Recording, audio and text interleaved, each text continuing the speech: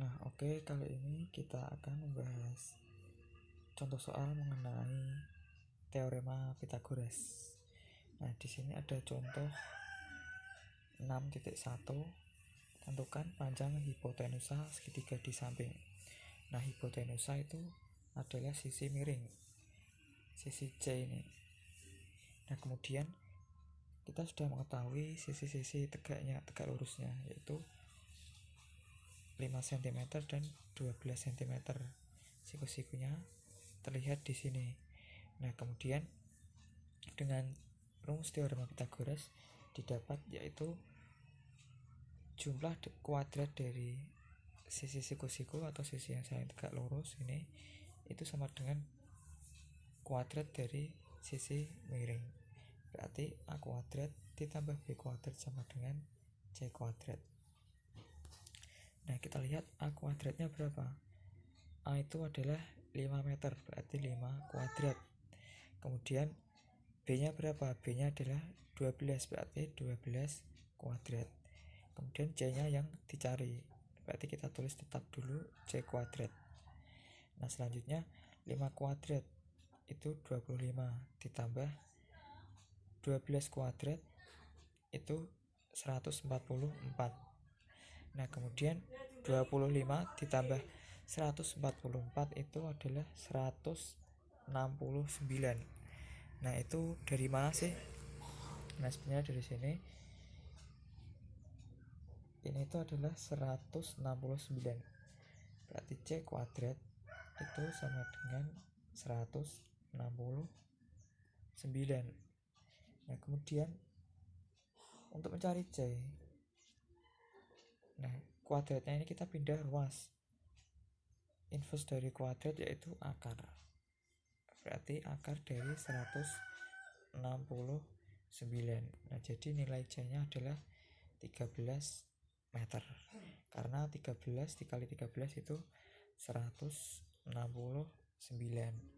Nah, jadi panjang hipotenusa atau sisi miring segitiga tersebut adalah 13 meter.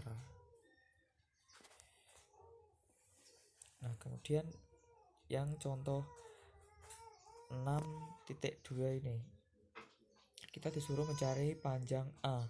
Panjang A ini diperhatikan, apakah A ini merupakan sisi miring? Jelas bukan. Kita pertama lihat dulu sisi siku-sikunya atau sudut siku-sikunya di mana.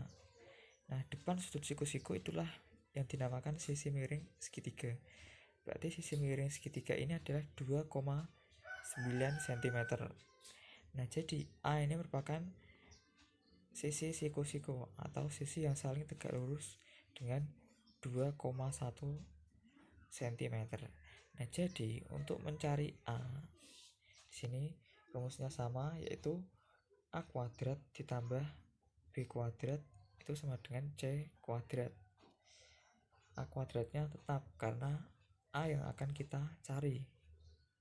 Kemudian ditambah B-nya berapa? B-nya adalah 2,1 ini. B-nya 2,1 ini. Kemudian C, nilai C-nya adalah 2,9. Kita kuadratkan, berarti A kuadrat. Nah, 2,1 kuadrat itu 4,41. Terus sama dengan C kuadrat itu 2,9 kuadrat. Hasilnya adalah 8,41.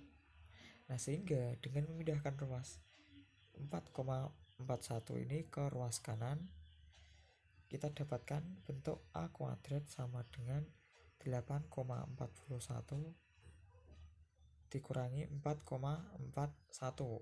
Nah, sehingga A kuadratnya adalah 4. Nah, sehingga nilai A-nya itu adalah akar dari 4 karena kuadrat dipindah ruaskan menjadi bentuk akar, sehingga nilai A-nya sama dengan 2. Nah, jadi panjang sisi A ini adalah 2 cm.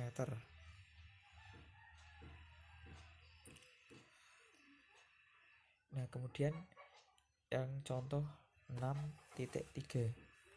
Nah, di sini kita disuruh untuk mencari panjang BC.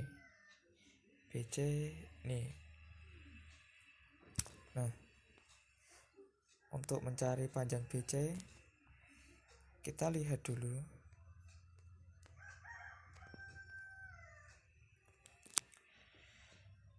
Di sini AB sudah diketahui,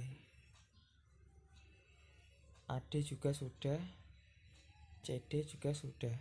Nah, untuk menemukan panjang BC kita perlu untuk membuat garis bantu, yaitu pada titik C ini kita tarik garis lurus ke bawah. Kita misalkan titik E. Nah, berarti panjang AE ini sama dengan panjang CD, yaitu 25.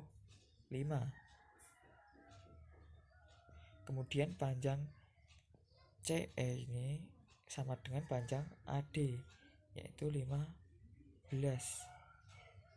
Nah, sehingga panjang BE ini adalah 33 dikurangi 25, yaitu 8. Nah, berarti sisi siku-sikunya ada di sini. Kita sudah memiliki sisi tegak lurusnya, yaitu 15 dan 8, sehingga kita dapat mencari sisi miringnya, yaitu sisi BC. Nah, sehingga dengan yang sudah kita uraikan tadi, nah seperti gambar ini, kita dapatkan, nah BC kuadrat sama dengan BC kuadrat ini itu BE kuadrat ditambah CE kuadrat. Nah, atau CE kuadrat ditambah BE kuadrat.